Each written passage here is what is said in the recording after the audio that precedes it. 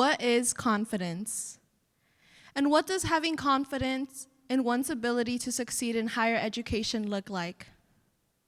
I can now say that I am confident in my ability to succeed in my education and any extracurriculars and in my future career. I enunciate the now because that wasn't always the case. Before the age of 8, my family visited Mexico a couple times before we settled in the States. So when I started school more than halfway through 2nd grade, I realized I was extremely behind. Honestly, I struggled trying to catch up to the other kids.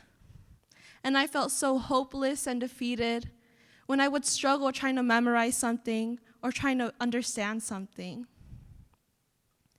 But what made me feel even more hopeless was the language that my dad would use when projecting his feelings onto me. Eres burra o te haces, and no sirves para nada. This means, are you acting or are you actually dumb? And you can't do anything right. After repeatedly hearing these terms and sayings, I started to internalize them. Doubts filled my head. And if you've heard these sayings too, then you know the anxiety it brings when taking a quiz or an exam, and the insecurity one can have when wanting to try something new. I understand why my dad wanted me to succeed in education, and I understand his frustration when I would repeatedly bring home a bad grade. My dad grew up in a small town in Oaxaca, Mexico, where education was not an option. He stopped going to school after the 1st grade and started working the fields with my grandpa and his siblings. Education was not an option. It was a privilege that was out of his reach.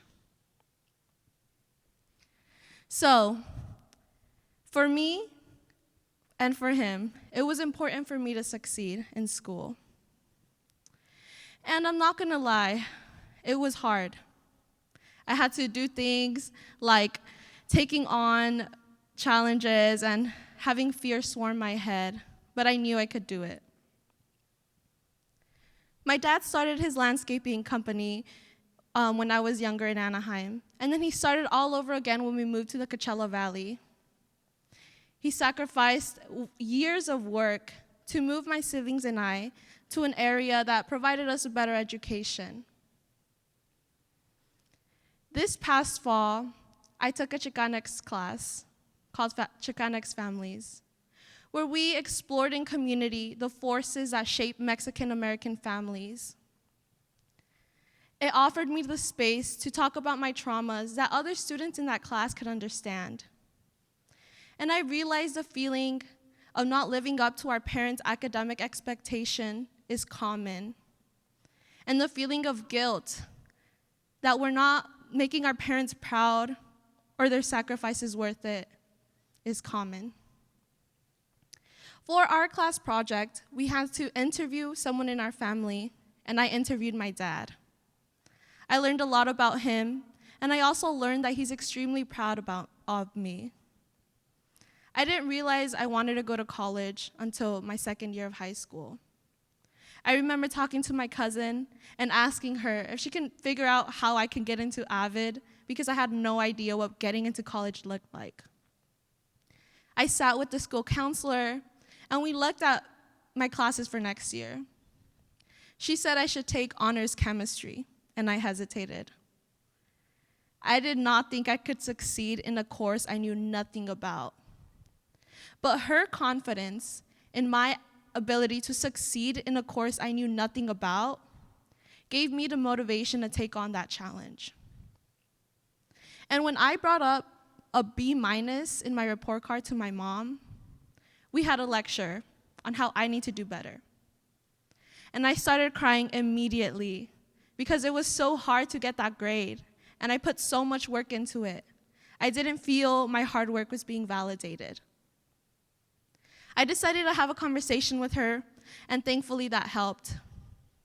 After that, it helped me just take more advanced classes, try out new things, and maybe I didn't get a perfect score or do it the best, but it gave me that satisfaction and the motivation to continue pushing myself.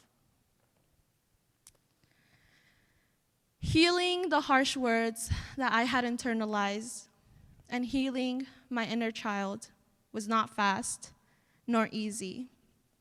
It's still a work in progress. But it started with believing in myself the way that those around me believed in me. There are times when I walk into rooms and not a lot of people look like me. But I don't let that doubt about whether I should be in those spaces get to me. I know I'm capable of where I put myself, and you are all capable too. This is my last semester of undergrad, and I'm a first-generation student, the first in my family to graduate from college. And I've done so much. I pushed myself, and I've realized my capability. Yes, there have been times when I'm nervous, like being here today, but I've been able to push through that fear with my head held high.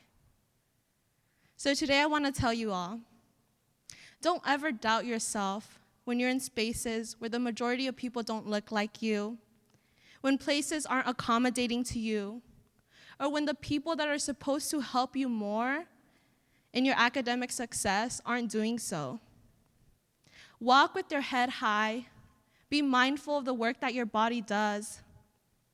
Appreciate your hard work.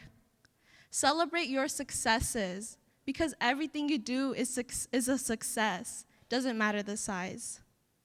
And remember that fear isn't necessarily a bad thing. It helps you realize that you're taking on a new challenge. But from that challenge, you learn new experiences, new skills, and your confidence in your ability to succeed only increases. Thank you.